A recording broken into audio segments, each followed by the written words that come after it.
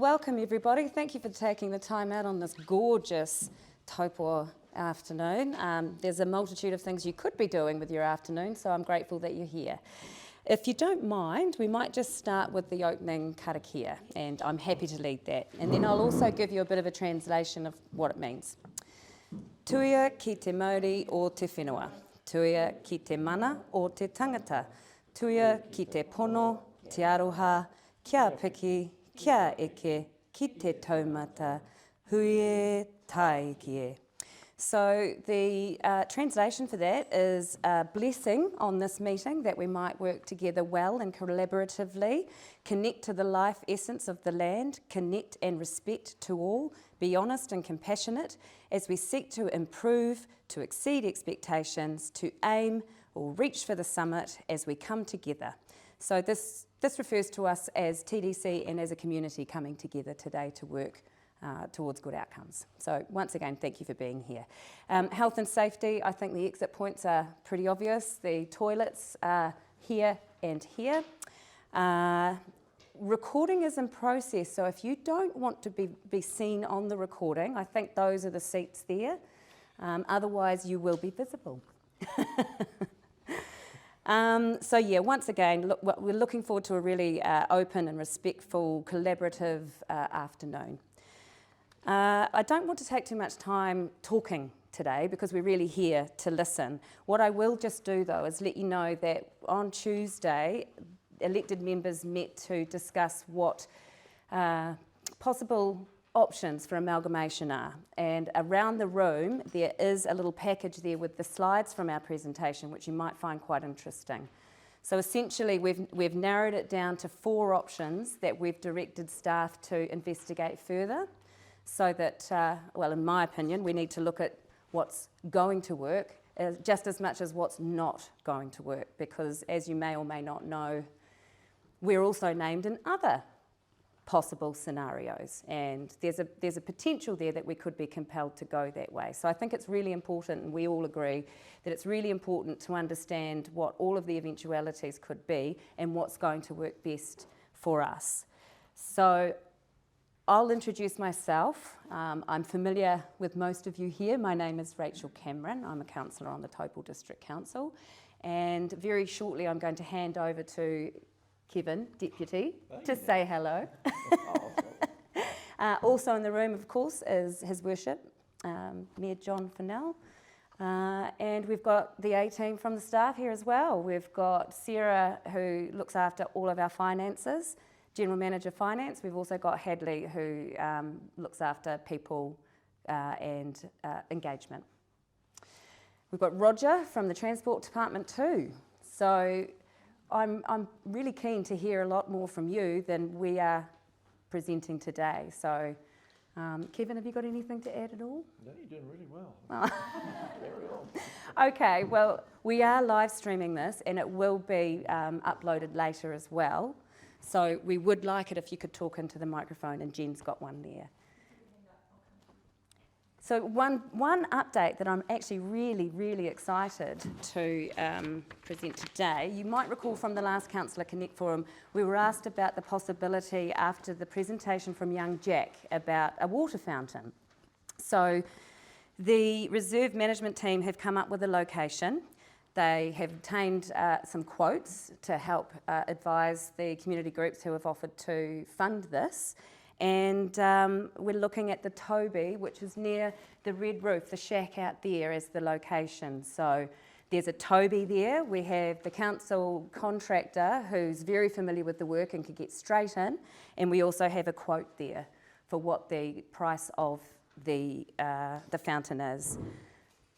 So I see, Belinda, you're here today, so and Ron, so perhaps afterwards we can have a little bit of a chat about how we might implement that. But I just really wanted to give everybody that update that we have done that work, and hopefully we might be able to have Jack at the opening or something like that. Yeah. Okay, well, I'd like to hand it over to you. Do you have any questions for us at all? Well, I definitely want to ask the question of, do you know where we've been named for these other amalgamation pieces? I think you will find there is a slide in here with maps that will show you. Can I have that? See if I can find what page it's on. Okay. This is quite an informative slide pack, so feel free to grab a copy. Here we go. Right, so we have a central authority, which is South Waikato and Rotorua, wanting to work with us. The Waikato River Catchment Authority, which is Waikato, Waipa, Otorohanga, Waitomo and South Waikato. There's a large Waikato Unitary Authority, which includes Thames Coromandel, Hauraki, Matamata Piako, Waikato, Waipa, Otorohanga, Waitomo and South Waikato. So that's essentially the Waikato catchment, I suppose you would say. Yes, it includes Hamilton City. Yeah, Waikato is considered Hamilton City.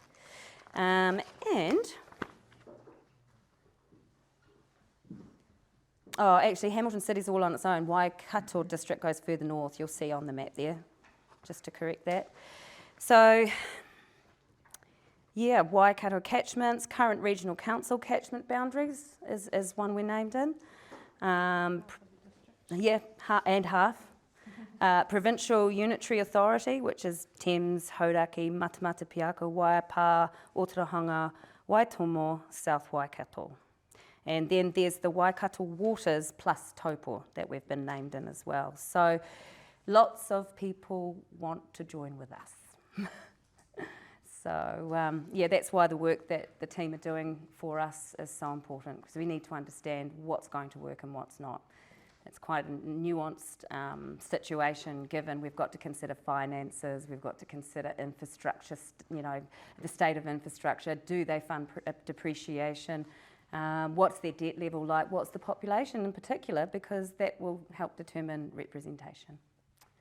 So do you say, Rachel, some of those authorities have expressed interest in joining with Taupo? Yes. They already have. They've mentioned us. Without necessarily conversing with us. Right, okay.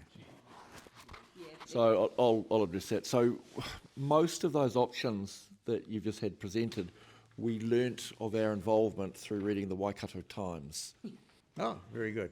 The font of all knowledge, just one step ahead of Facebook.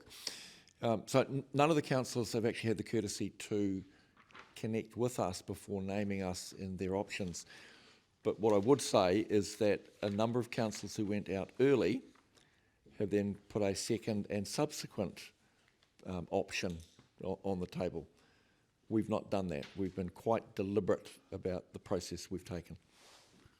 Have you considered it all going south, like Ruapehu? If you have a look at the options, Ruapehu is in there. Absolutely, yeah. We haven't got the map yet. Yeah. It's in there. I'll swap you. Here you go.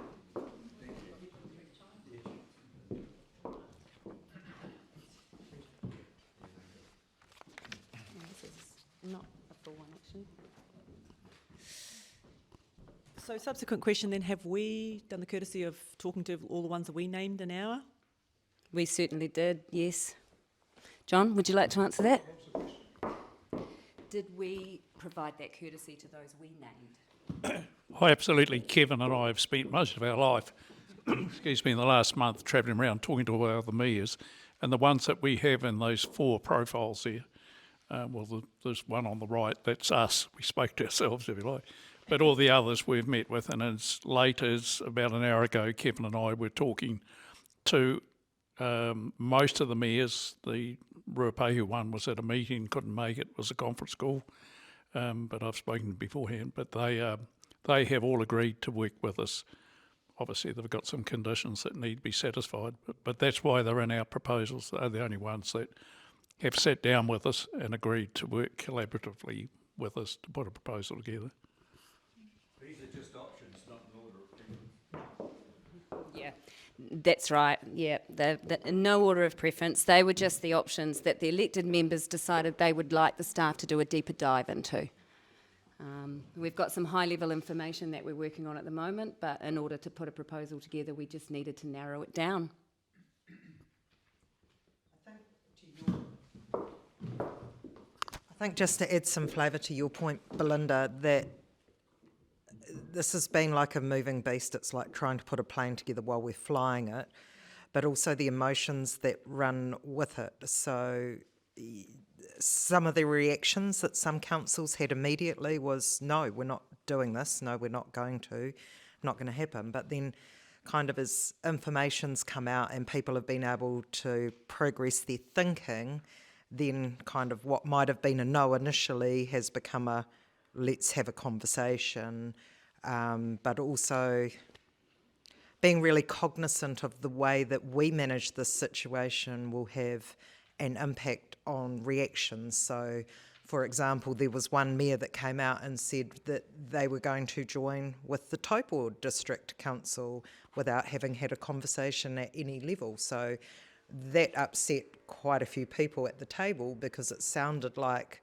we'd had a conversation and agreed without having done any of that. So we are trying to be very cautious and relationship building through this process because we're going to have to create a relationship with somebody, and if we upset people at the get-go, so it's up to these two to mould relationships and to have these conversations. And we just have to be careful about what and how we share things, because if we do it in an inappropriate way, then that relationship could be lost at the get-go. So it's an interesting time. So to your point of relationships, a follow-up question for John and Kevin that you may or may not answer, and I appreciate that. Who do you feel has been the most positive relationships of the options you've presented for deep dives? Who have you felt had the most relationship with Taupo? That sounds like a mayor's question.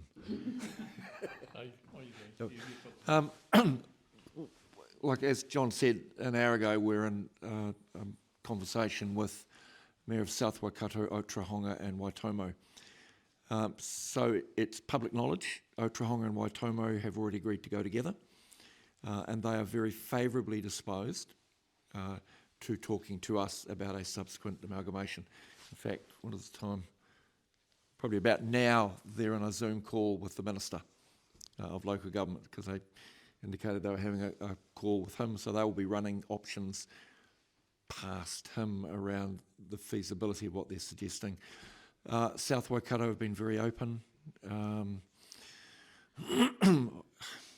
Look, I'm reluctant to criticise any other council, but there have been a few, how will I put this diplomatically, larger entities who have been less than forthcoming in their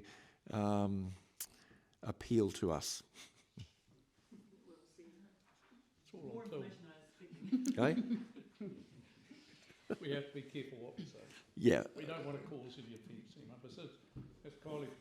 As Kylie pointed out, it's all about building relationships, and we've been very careful about that, and that's why you've got those four options there. One of them is with ourselves, which is quite attractive, but that's not acceptable to the government, so we have to run with one of the others.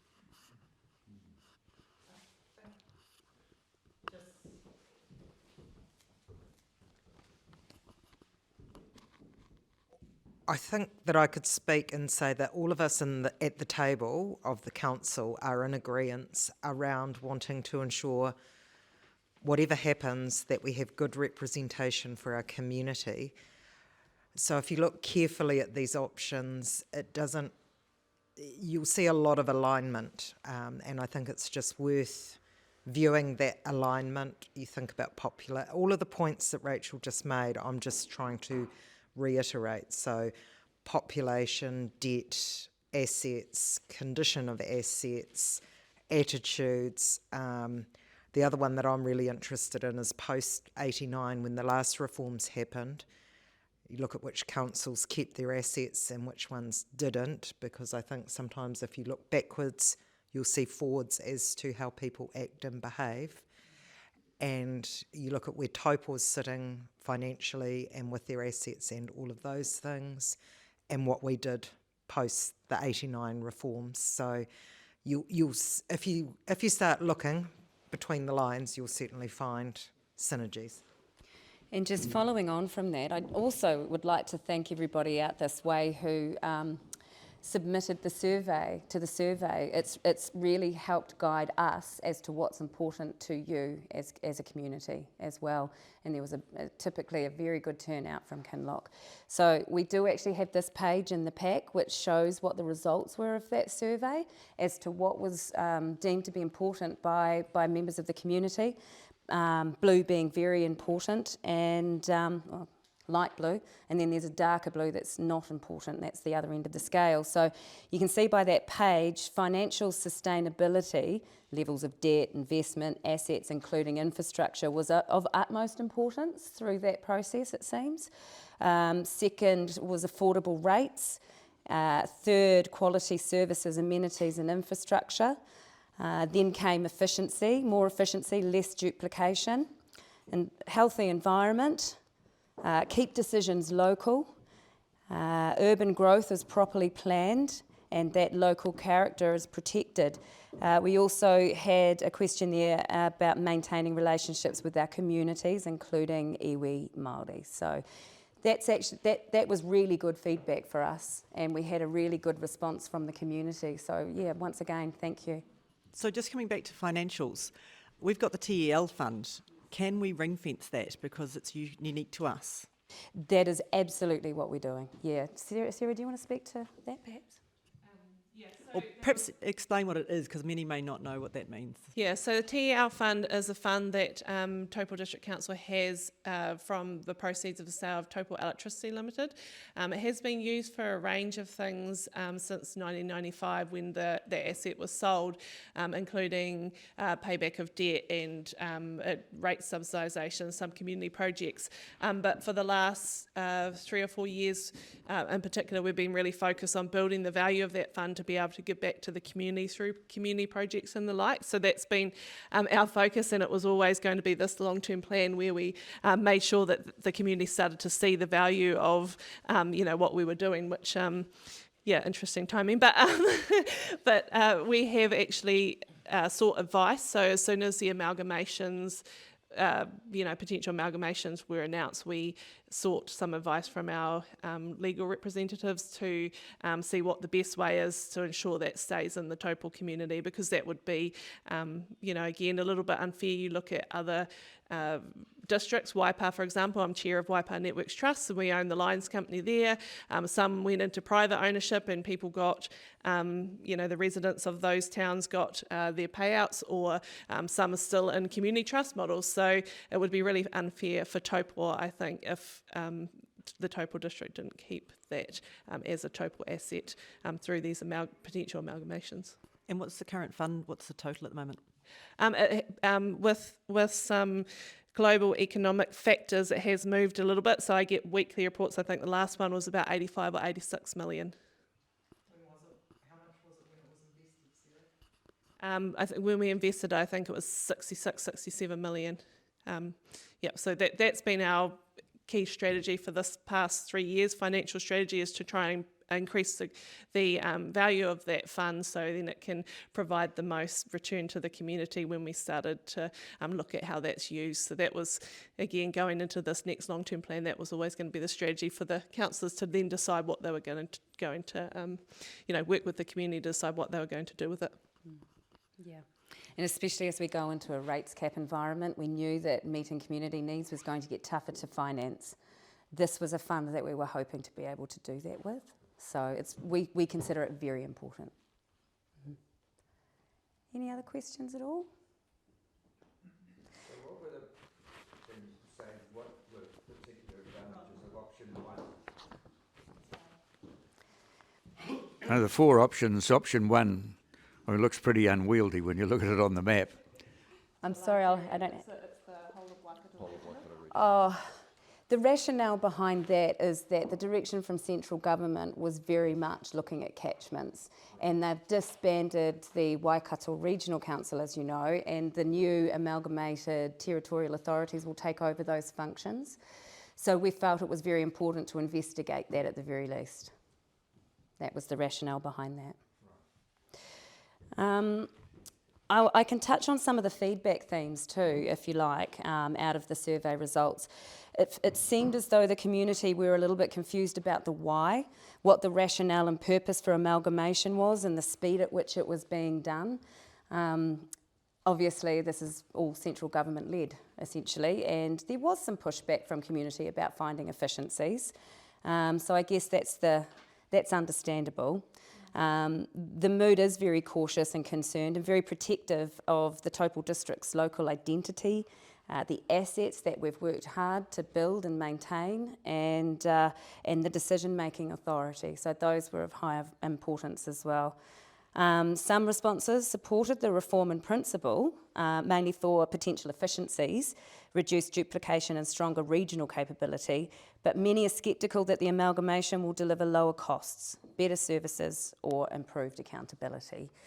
There was a recurring message that TDC should not be rushed into any arrangement without clear evidence of benefit and should actively advocate for its district's interests rather than accept a government outcome. And I can assure you when the DIA came to present to us, that's exactly what we did. I know I made some pretty strong comments that particular workshop. And there's an expectation that TDC should protect local voice, assets, finances, environment, identity and community relationships. So all of that was taken on board when we came up with the 4 options, which is why we've got the backstop option as one to investigate where we stand alone, where we don't do anything and we wait for the backstop option to kick in, which is essentially being left out as we are until the government decide for us. So we are investigating that because of the feedback that we've got, but we'll have to see what that outcome is once we've done a bit of a deeper dive. Because whatever we do, we need to position ourselves very well for whatever eventuality might arise.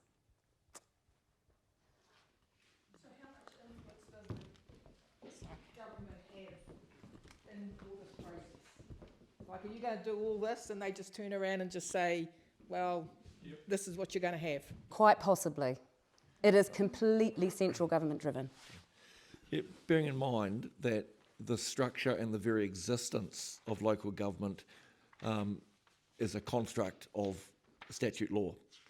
So the government changes the rules, changes the law, you cease to exist. It's pretty simple. I mean, there's lots and lots of government departments over the years that have come and gone at a ministerial directive, and then legislation has changed that. So, you know, short answer, yes. Long answer is when the law changes, then we have to change it. So it could change if National get kicked out and Labor get in. The whole thing could just, turn on its head. Yeah, possibly. My comment on that would be just hold that thought, because if you go back 4.5, maybe 5 years with the travelling commission the previous Labor government had on the future of local government, although amalgamation was not a mandate for them to explore, I can tell you that was one of the key elements of the things that was recommended.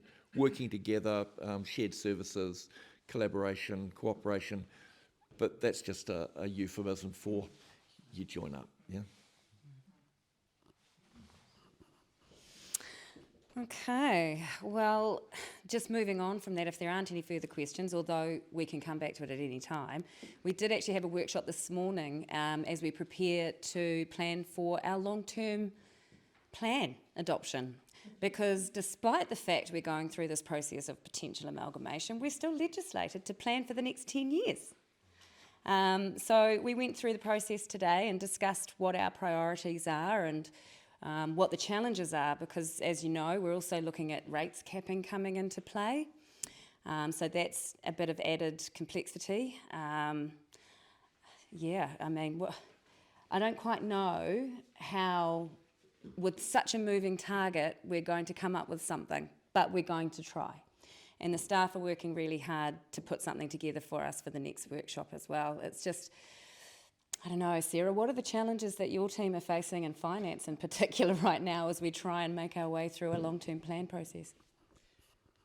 Actually been putting together a little bit of a paper for elected members, so probably not to spoil too much of that, but certainly we've had massive cost increases in the infrastructure construction space, really post-COVID have ramped up construction costs, which affects our asset value, and then subsequent depreciation funding. So depreciation is the single key largest cost driver in rates increases over the last 5 years, which is kind of an interesting stat, as well as from an activity cost perspective.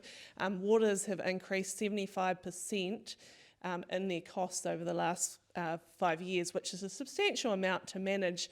And in order to manage that, obviously we've had to really look at more non-core services, and some of those services that they're called non-core by central government now, but the services the community see, and some of those things that really do make and shape the community, as well as our internal costs and stuff. I don't think we've done a great job of communicating all the things we have done to save money, and I totally get the cost of living pressures. I totally get the communities and how everyone's finding it hard. But again, if you have a look at some of those core cost drivers, it has been in our core infrastructure that we need to provide for the community. Everyone needs safe drinking water. The drinking water standards and the wastewater standards have massively changed over the last 5 years, and just the substantial cost increases from some of those things. So trying to balance those out, really, and then deliver a good service for the community, because all of our teams are very passionate about what they do and what they provide the community. It's really hard to talk budgets and cutting back when everyone does really good work, but that's the reality of the day. Yeah, thanks, Sarah. Any questions on any of that at all? No? The depreciation, give us an example of what's the life of like the water treatment plant, all the waterworks that's been done in Kinloch? Yeah, so a lot of our assets do have quite long lives, sometimes between 50 and 80 years even, some of our longer life assets. But when infrastructure construction price increases, it hits your entire asset portfolio. So depreciation funding is kind of an odd thing, and it's a local government specific thing, essentially to make sure that you are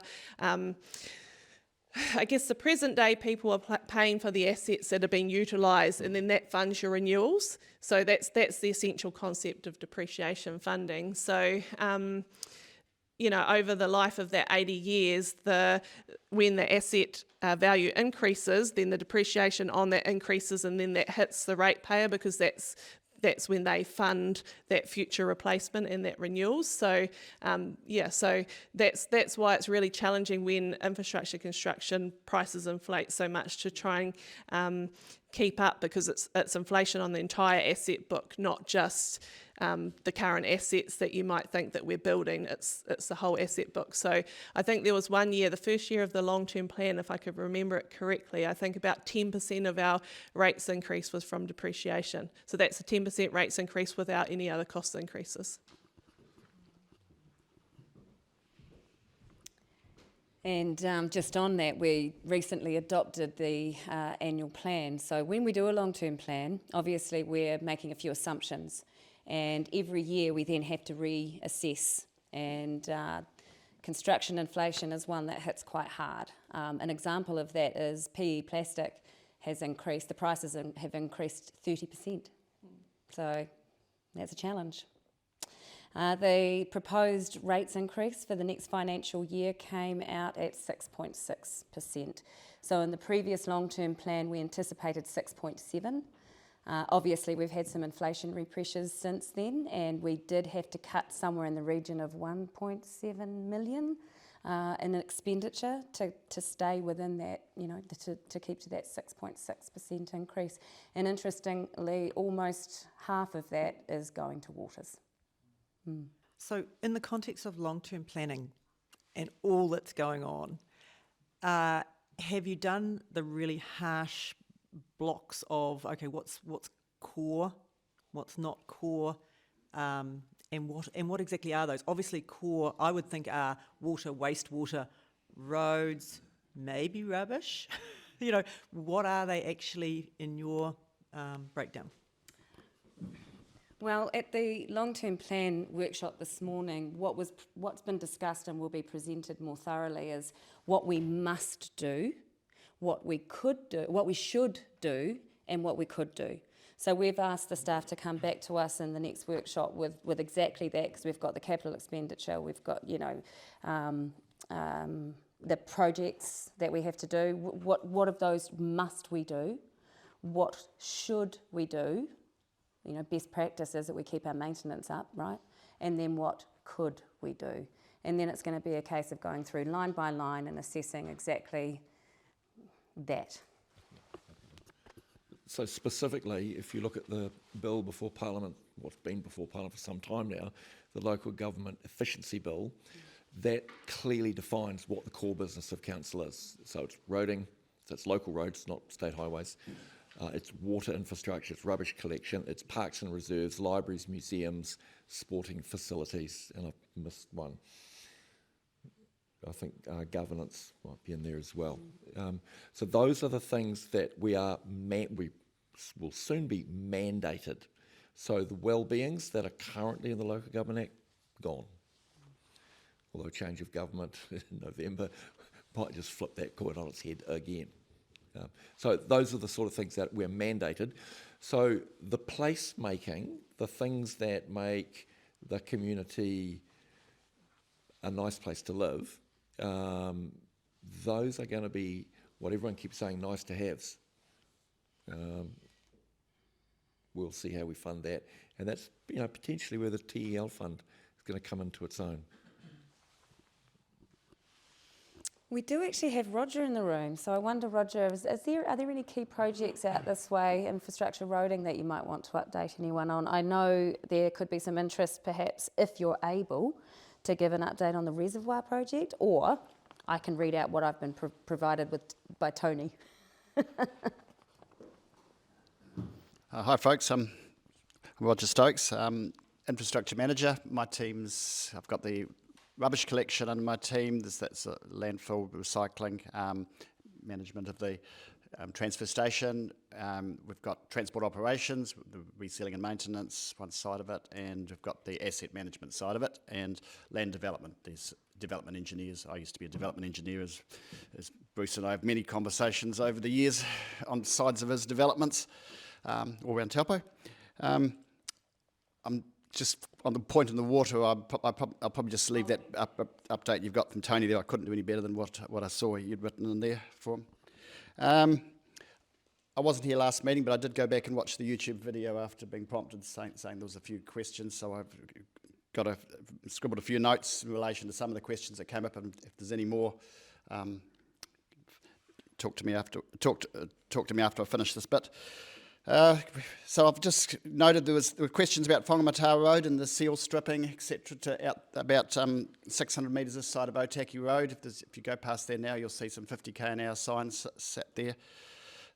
First point to note is we're not paying for any of this. Our contractors sealed it, but unfortunately got their weather forecast wrong, and it rained shortly thereafter in the reseals last year, and basically it's a write-off, the seal. So we've gone along and swept it and taken off the loose material. But it's shadowed at the moment, it's in shade, it's too cold. If we tried to go back and do it again, we'd just end up with a substandard result. So it's being held, it's safe enough at the moment with the speed environment we've got there. It could probably be a little bit higher than 50 km/h. So that is happening, it's not forgotten. Our good news for us yesterday is we got our 26-27 year budget live for the year. So it's a third year of the long-term plan, so it's called an annual plan. There's a limited amount of funding we've got there, but I just had a quick look to see what we had with Kinloch. We have councillors provided us across our main arterial roads of Borderlands Road, Poihipi Road, Tuahanga Road and Whangamata Road, some money to spend each year, which we use between the roads as to based on the need to get the best optimisation. Last year, for example, we used that money on Borderlands Road and did 1.7 kilometres of renewals because we had a very wet winter, a lot of potholing, so that road went there, and so that's achieved the best outcome for us because we had all the traffic management with one contractor. So you're doing upgrades, you're doing renewals, all of the work together. So you get far better value from combining all the works rather than picking a piece here and a piece there. So we've got some funding for this year, which we're looking at spending between here and town. Well, I can't tell you exactly what that program is going to be at the moment because we're just going through that renewal again to try and coordinate the sections of widenings and improvements with the renewals where possible. we have got some design to do the sections of some widening of Whangamata Road, just from the intersection with Kinloch Road back towards town a bit. There, that's one of the possibilities.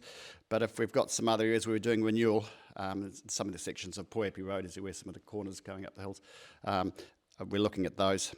So yes, there will be things happening, and in the footpath budget, we've got in Kinloch, we've got the footpath extension alongside in front of the commercial development, but on the western side, the Lyland Drive side. We're doing between Gibbs Place, past Parr Place, and up to Lyland Drive on that. So there's a new section of footpath, and matched with that, the developer of the commercial development is doing a pedestrian refuge across to where the bus stop's going to be marked, and that'll be marked about the time the development goes live and opened. So and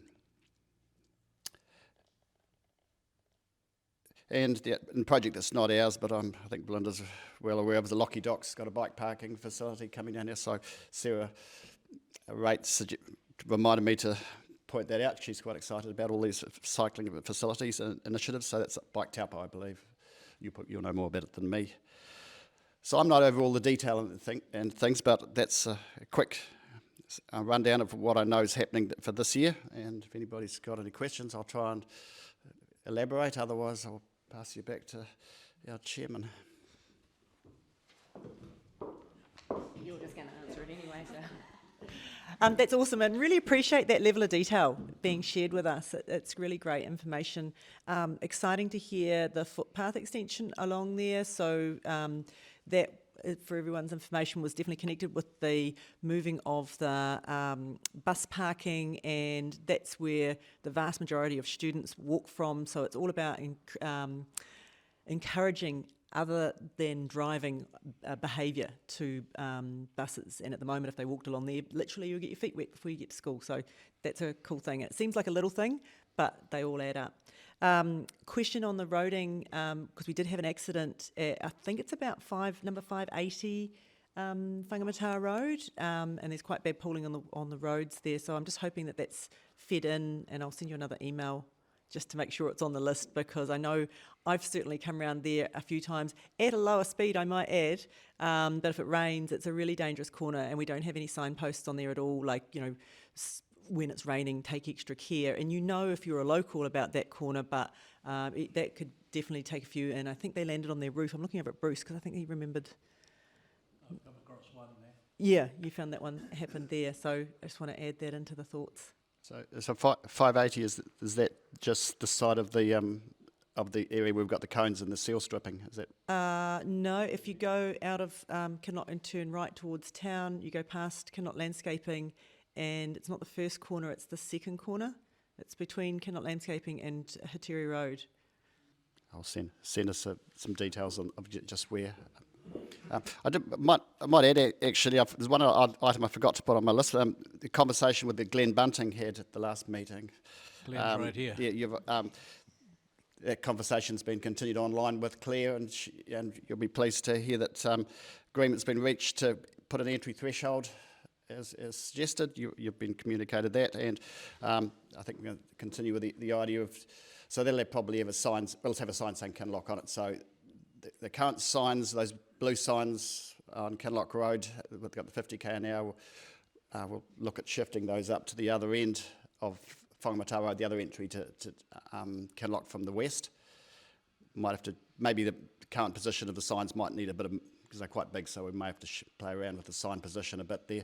So we're not going to put an entry threshold, because obviously this doesn't have the same volume of traffic coming in this way. So we've got some funding for that. And timing of that, it depends a bit on those other works that I talked about, just to see what synergies we've got with contractors and traffic management plans, but the intention of it is to get it done this year, this financial year coming. Thanks, Roger. I was going to raise that point that Glenn's traffic engineer has prepared great work.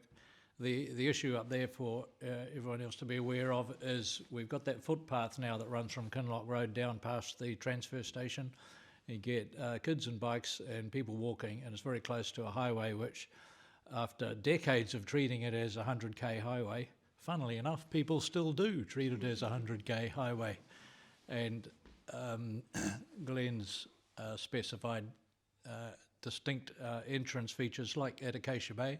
So you definitely know when you're coming off a rural highway into an area where there could be pedestrians.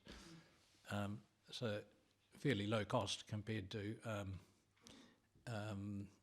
we'd all be not looking happy if there was a calamity there.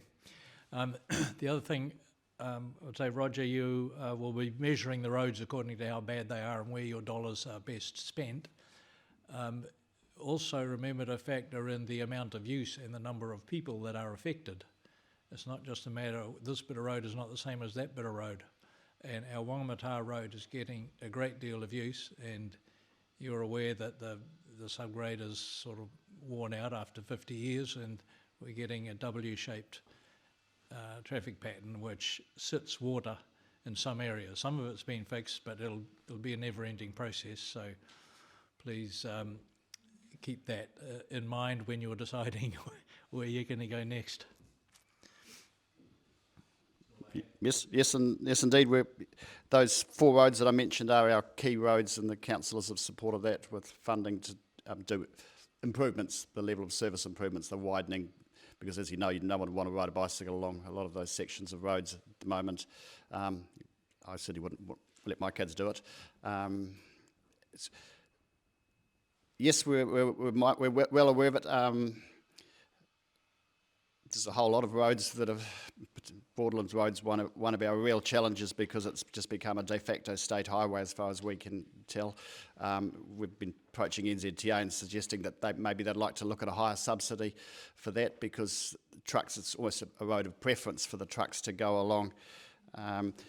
That's why in the end, that's where the money went last year, because we had a really rough section of road there. Got some good synergies, but it's a multi-year process, and well, as you know, we've got a challenging LTP coming up there. We're hoping, I'm sure the councillors are hoping they can do their best to support these kind of projects to enhance the neighbourhood, but just note these widening, etc., we don't get any NZTA subsidy for them.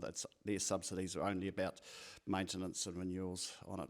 Just to that point around Woodlands Road and putting... Sorry, Bruce, would you mind just to your point around that, applying for additional subsidies for Broadlands Road, because when State Highway 1 was cut off, then all of the traffic was pushed through Tauranga Road and then up to Poihipi, so that's become a new wayfinder for people. Like the amount of traffic now on Poihipi post that road closure, because that was, people all of a sudden found that it was a new route that took about the same time, and they often take it because often you don't find as much compliance issues on those roads as you do on the state highway.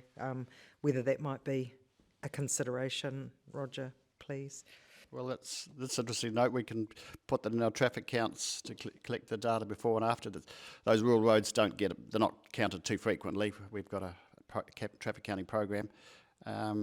We did get some funding from NZTA when they were using the diversions. They had some formula they calculated and gave us some extra money because of the life expectancy they're taken out of some of those routes. But yeah, your comment about them, people now finding this has had their eyes open to an alternative route. Much more seen it. Most people call it speeding. Avoiding compliance issues, I'll remember that. Was that what I said? Excuse me, team, I've got to collect some children from town, so sorry it was a brief visit. Thank you for having me, and thank you for coming out today. Thank you all amazing for what you do for our community, so thank you from the bottom of my heart, and see you guys at the next one. Thanks, Kylie.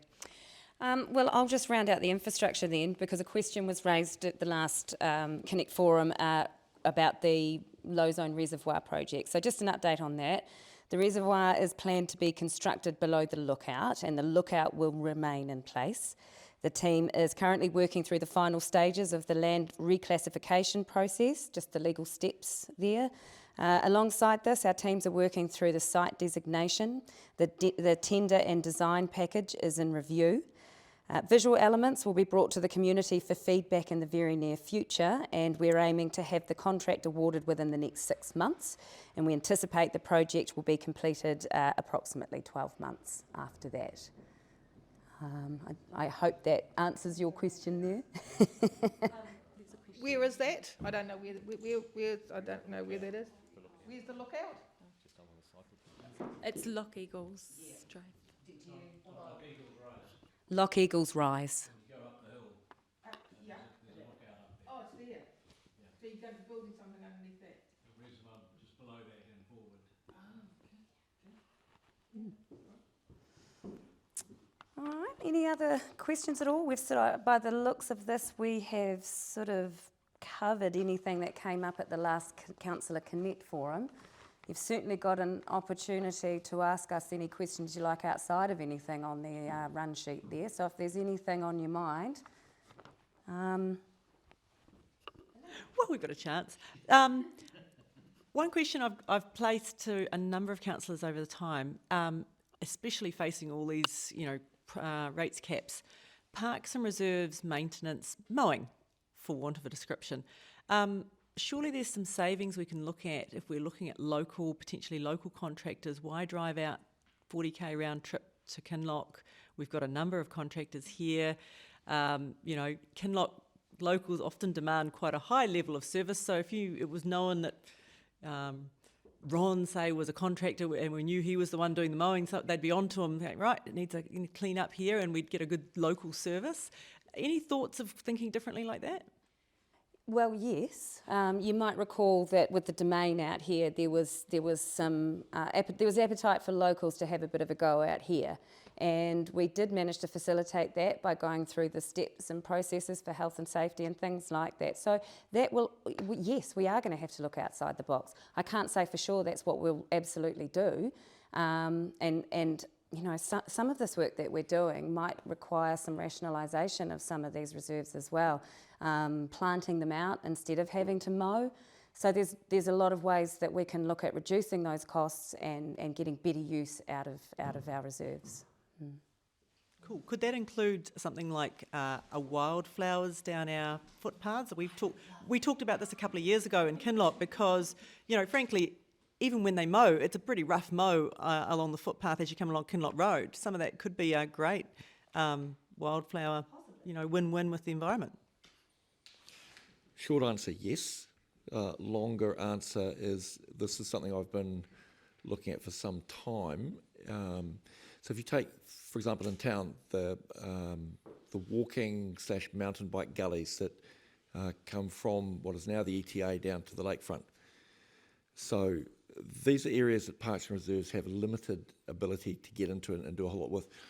So my kind of vision, but again, we're a bit tapped out at the moment time-wise, would be for local groups of the community to actually take ownership of that, do a bit of the gorse removal, a bit of the weeding, a bit of the ownership. We're not talking about a chainsaw gang getting there and going nuts. We're just talking about low-level, relatively safe stuff, taking a bit of pride. So we live just out of town off Hocker Falls Road.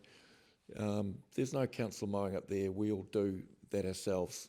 In fact, we spent a bit of money and planted some trees in the middle of the road. There's grass in the middle of the road, not on the road itself. So it's that kind of stuff. But that ain't going to happen any time in the next couple of days. But just be careful if you go and do it on your own. If you read the Waikato Times, you'll find the consequences if you do. But there is a way of getting around that, but I can't mention that with the camera on. Yeah, no, because we spoke to someone yesterday who's doing exactly that, but I have a chat offline.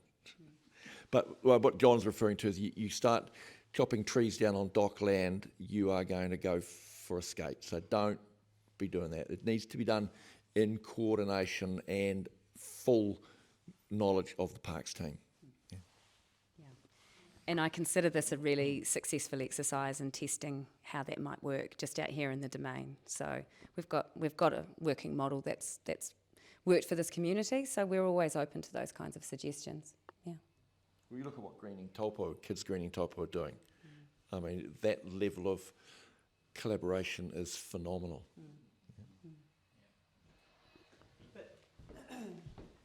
And those are awesome examples and wonderful community events, and they're one-off, kind of one-off pieces. What I'm talking about is the regular areas that have got to be mown, and there just seems some logical efficiencies can be in there. So yes, totally agree, all those one-offs, plantings, awesome things to do, but more than this model out here, this is like a whole maintenance, for some of our beautiful areas. Well, when we free up resources by not having to mow all of those reserves that have been planted out, that makes the parks and reserves jobs just that much easier and more efficient. So it's a big picture. So rest assured, anything that saves the council money, all of us elected officials with a long-term plan are interested in hearing about it. Can I just take this opportunity to thank Council very much for the excellent parks work that they've done up Seven Oaks Drive, and I saw there again there today. There's drainage people and there's parks people. It's all been lovely mulched, and like in the last 6 months it's just been a transformation, so thank you very much.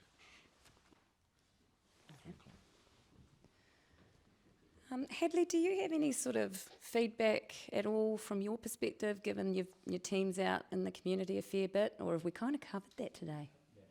Yeah, well, I guess just from our perspective, thank you to the team. I know they pop out here with the caravan, and Jen, Tanya, thank you. You do a wonderful job out there. We really appreciate you. But if there aren't any further... Oh, yes, we do. On the thank yous too, it is a fun, wonderful work of the engagement team. Like, we really get well served. It was here at Kinloch. It made it part of the festival that it was.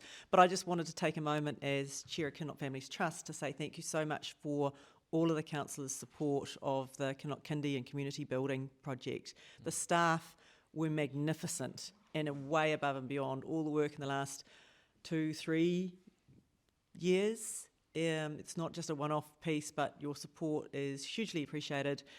We've run our first mini fundraiser quiz night last week and raised just over $3,000.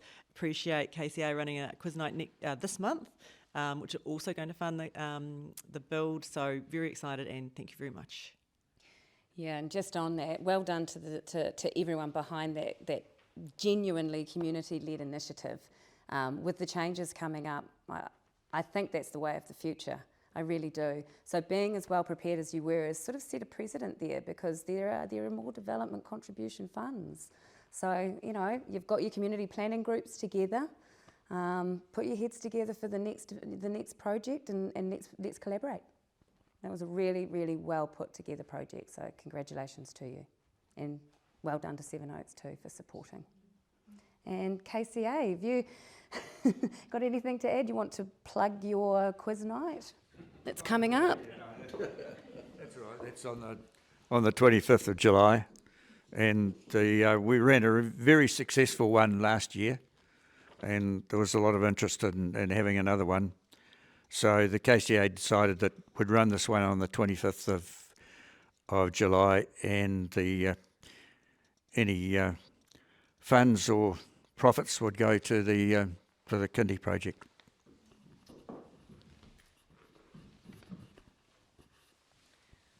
All right.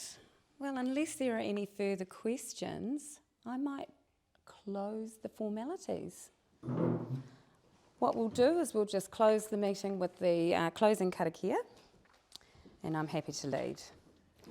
Unuhia te rito o tēnei hui, kia wātea I runga, kia wātea I raro, aro ki te tika, aro ki te pai, hui tai ki e. So the translation for that is that we hope that that it will remove any angst or stress that may have arisen during this meeting. I don't think there is much. It's been a wonderful meeting. Thank you very much.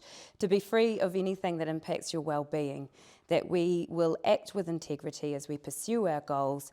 Come together refers to us as being united. So that's a nice message to close on. Thank you very much.